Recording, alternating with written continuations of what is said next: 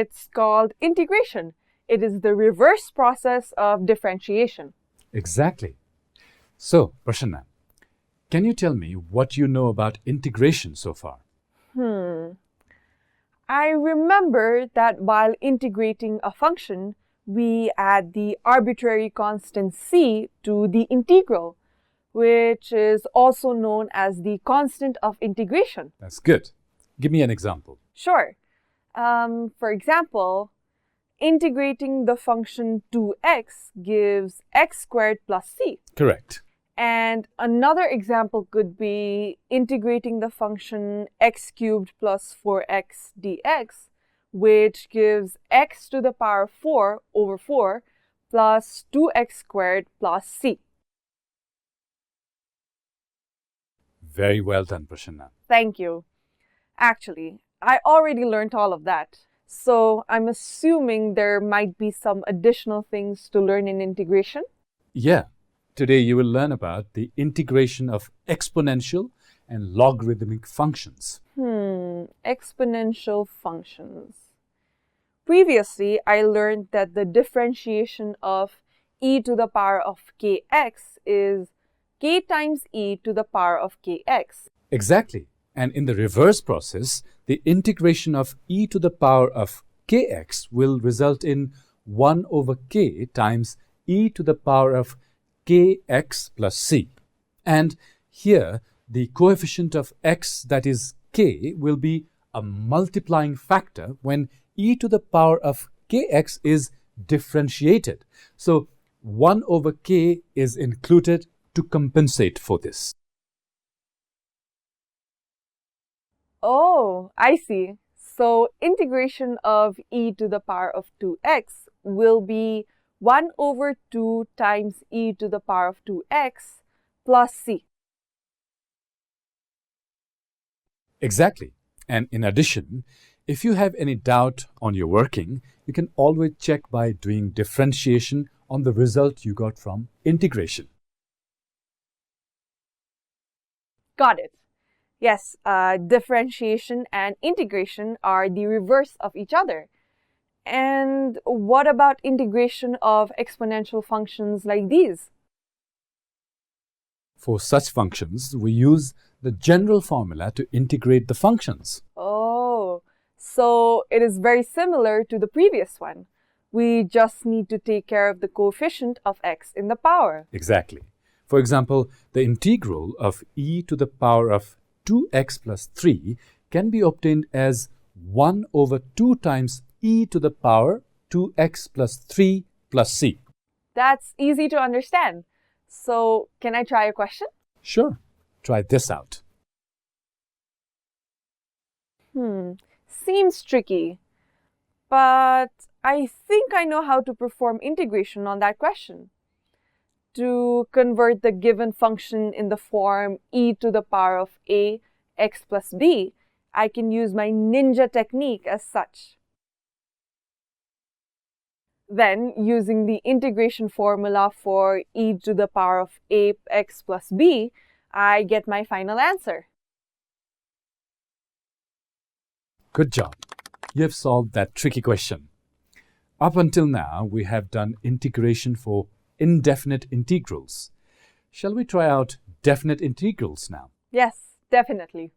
A definite integral has a start and an end value called limits, which are written at the top and the bottom of the integration symbol as such. For a particular example, let's find the integral of e to the power of 2x plus 3. Okay, let's give it a go. We have to integrate e to the power 2x plus 3 dx with a lower limit of 0 and an upper limit of 1. First, we find the integral of the function without limits. Next, we write integral with the lower and upper limits. Then, we evaluate the integral inserting the limit values.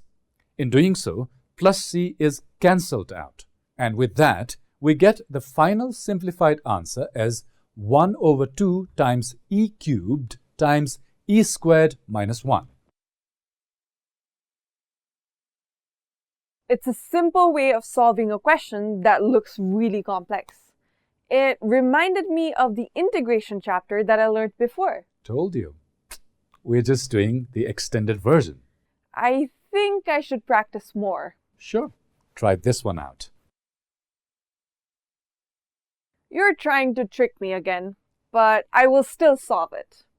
Simplifying the expression, I get e to the power minus x plus 1. Now, I can separate the terms to get the simplest form. Integrating e to the power of minus x gives minus e to the power minus x, and integrating 1 gives x. Assigning the limits to the integral, the final answer is 2 minus 1 over e. Finding this helpful? We have additional learning resources to offer. For Cambridge IGCSE and ASA level subjects. Those are the functions with the y equals log base e of x, or y equals ln of x symbol, right? Yes, you're right. In the previous chapter, you learned that the differentiation of ln of u is equal to 1 over u times du over dx. Hence, if we simply differentiate ln of x, we will simply get 1 over x. Notice that if we differentiate ln of minus x, we will also get 1 over x. This means that the integration of 1 over ax equals 1 over a ln of modulus x plus c. So far, so good? Yes, no problemo. Then, can you tell me why I added the modulus? I think it's because, for example, the square root of 4 can be plus or minus 2. So, integral of 1 over x can be ln of minus x when x is less than 0, or ln of x when x is greater than 0. Thus, the modulus bracket allows for that. Excellent. Now, let's try out a question for practice.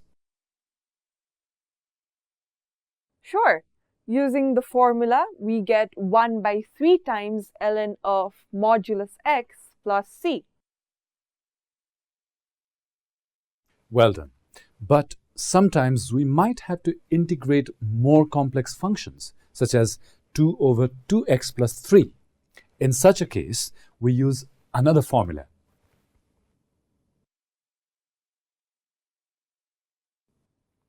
I see.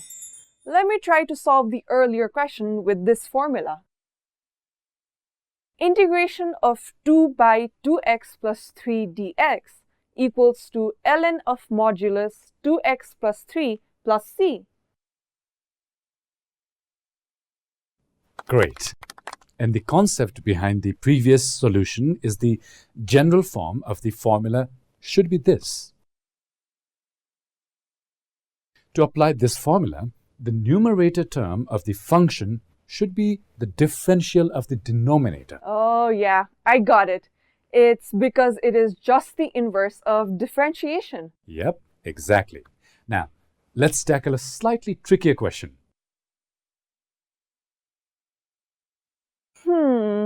It seems that I can't apply the formula. The expression should be in the form of a over ax plus b. But in this case, the numerator is 1, but the coefficient of x is 3 and not 1. No worries. Since the numerator should be the differentiation of the denominator 3x minus 7, then the numerator must be 3. To compensate for the value 3, we need to divide the numerator by 3. Alright, then according to the formula, we get the integral as 1 by 3 times ln of modulus 3x minus 7 plus c. Excellent. Now, I want you to try this question on your own. Sure. First, we need to separate the terms. Then, each term can be simplified. After that, based on all the formulas that we have learned, we integrate every single term. Now, using the upper limits and lower limits, we evaluate each integral. Here, we require laws of logarithm to deal with ln of 2 and ln of 1 to get the final answer. And with that, we get the final answer as 7 over 2 plus 5 times ln of 2. Register now for free.